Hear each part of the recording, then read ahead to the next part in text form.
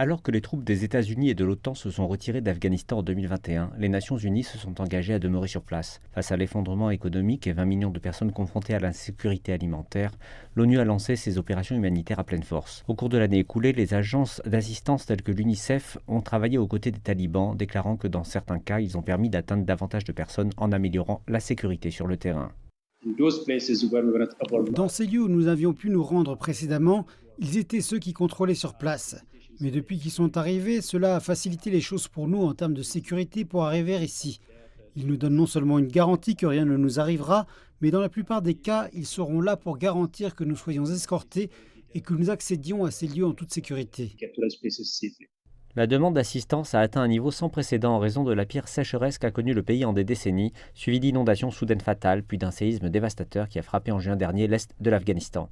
Les efforts de l'Afghanistan pour financer ses propres programmes d'aide ont été freinés par le gel de quelques 7 milliards de dollars d'avoirs du gouvernement afghan détenus aux États-Unis, créant un besoin croissant pour les agences des Nations Unies de travailler aux côtés du gouvernement local. Mais cela intervient alors que les talibans font face à des critiques croissantes pour leur échec à adhérer aux garanties selon lesquelles ils s'orienteraient vers une forme plus modérée de gouvernance du pays. La mission politique des Nations Unies dans le pays, l'UNAMA, affirme que la situation se détériore rapidement.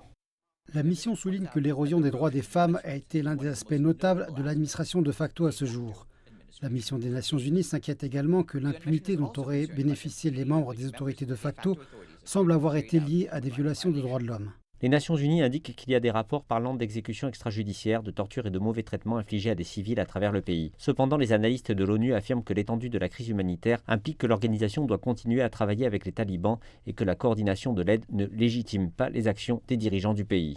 Notre recherche montre que ce n'est pas le cas, du moins quand il s'agit d'un gouvernement national, car les gens sont intelligents et comprennent d'où vient l'aide. Ils savent que si un gouvernement est mauvais, il est en effet mauvais, qu'importe que l'aide entre ou non. Donc s'ils peuvent obtenir de l'aide, ce qui implique à nouveau des discussions avec les talibans, alors c'est ce qu'ils vont faire et c'est exactement ce qu'ils devraient faire. Les talibans déclarent avoir pris des mesures pour soutenir les droits humains et avoir introduit une amnistie pour les anciens responsables du gouvernement, ainsi qu'un code de conduite concernant les prisonniers et un décret sur les droits des femmes. Les femmes font partie de la société. Les femmes travailleront dans différents secteurs du pays tout en vivant sous le régime de la charia. Les femmes travailleront dans l'éducation, la santé et d'autres secteurs et joueront un rôle actif.